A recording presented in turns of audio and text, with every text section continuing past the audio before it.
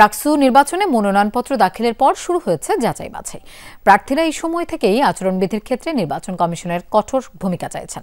নির্বাচন কমিশন বলছে 2-1 দিনের মধ্যেই যুগোপযোগী আচরণবিধি ঘোষণা করা হবে। অন্যদিকে ছাত্রদল শিবিরের প্যানেল ঘোষণার পর ক্যাম্পাসে গতি পেয়েছে নির্বাচনের হাওয়া।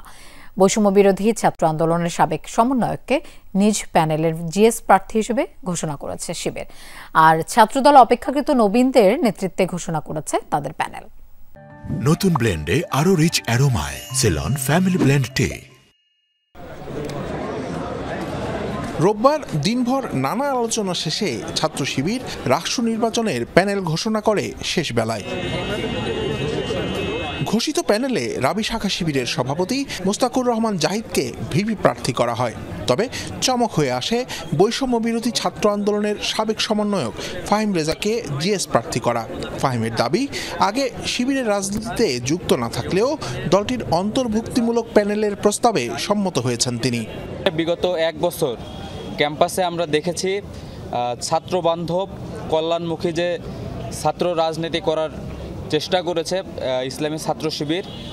সে জায়গা থেকে আমি সম্মতি জানিয়েছি ইসলামী ছাত্র শিবিরের প্যানেল থেকে সাধারণ সম্পাদক পদে নির্বাচন করার জন্য। প্যানেল নিয়ে চমক ছাত্রদলও দেখিয়েছে। সংগঠনটির বর্তমান ক্যাম্পাস কমিটির শীর্ষ নেতাদের রেখে অপেক্ষাকৃত নবীনদের নেতৃত্বে সংগঠনটি তাদের প্যানেল ঘোষণা করেছে। সাধারণ শিক্ষার্থীরা অবশ্যই শুধু 5 আগস্ট পরবর্তী আমাদের বিপ্লবীদের খুঁজবে না, আমরা যারা 5 আগস্ট পূর্ববর্তী বিপ্লবী ছিলাম আমাদের বিবেচনায় রেখে অবশ্যই ছাত্রদলকে বিজয়ী ঘোষণা করবে। শেষ দিনে এই দুই দল সহ বিভিন্ন দলের সমর্থিত মোট 8টি প্যানেল থেকে প্রার্থীরা মনোনয়ন জমা দেন।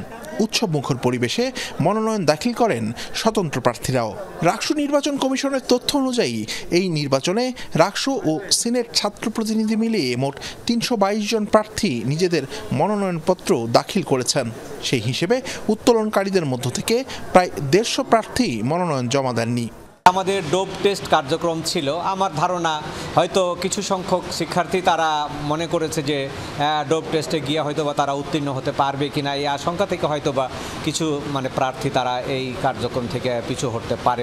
নির্বাচনে উৎসবের আমেজ থাকলেও আচরণবিধি লঙ্ঘন নিয়ে শঙ্কা জানিয়েছেন অনেক প্রার্থী।